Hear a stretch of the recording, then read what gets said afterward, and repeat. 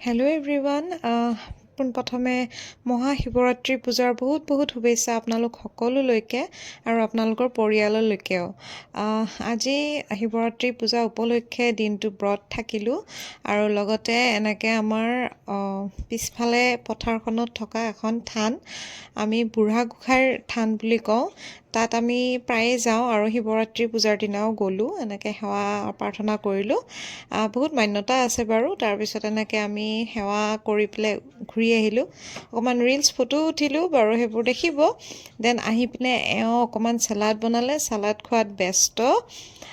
ময়ো খালোঁ বাৰু, যিহেতু আমি ব্ৰতত আছোঁ, গতিকে এইবোৰ খায়েই মানে কটাইছোঁ আৰু দেন এওঁ আৰম্ভ কৰিলে ঘোটা বনোৱাত। আপোনালোকে বাৰু ভাল পায়নে? লগতে আপোনালোকো যদি শিৱভক্ত, প্লিজ আমাৰ ভিডিঅ'টো চাই লাইক, কমেণ্ট, শ্বেয়াৰ, ছাবস্ক্ৰাইব কৰিবলৈ নাপাহৰিব। ধন্যবাদ।